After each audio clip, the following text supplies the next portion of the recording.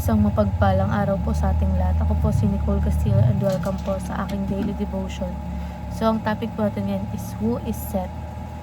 Seth, God's appointment, seed in a broken world. After Abel's death and Cain's rebellion, Seth was born as God's gracious replacement. He was not just another child, he was God's appointed seed, showing that God's plan to restore humanity was still moving forward.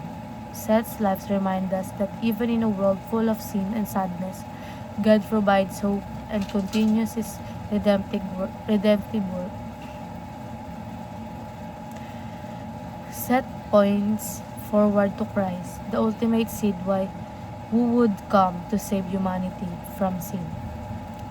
So ayon po sa Genesis chapter 4 verse 25 to 26, Adam made love to his wife again, and she gave birth to a son and named him Seth, saying, God has granted me another child in place of Abel, since Cain killed him.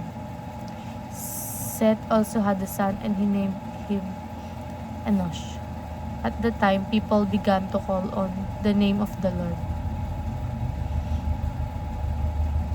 So ayon po sa ating katuruan, God's faithful provision, God's provide another messianic line through Seth. So, kahit napatay si Abel at nagkasala si Cain, hindi natigil ang plano ng Diyos. God provided Seth as another line where the promised Messiah would come from. Ipinakita nito na hindi kailanman nabibigla ang Diyos. May nakahanda siyang paraan to continue His redemptive plan. Next is God preserves His plan even after tragedy. May mga trahedya sa buhay, loss, pain, failure, but God's purpose is not cancelled. Kahit may kasalanan at kamatayan, God still preserves His plan.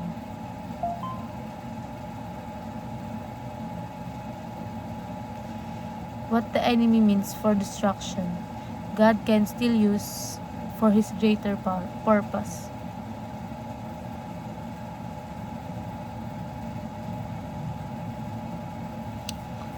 God prepares an appointed time to fulfill His promise. Hindi minamadali ng Diyos ang kanyang pangako. May appointed time siya. Just like the coming of the Messiah, everything happened according to God's perfect timing. Not too early, not too late. God is always working behind the scene. And sa applications naman po, follow God's definite plan and trust God's appointed time and play your role in God's story. And ayun lang po, maraming salamat.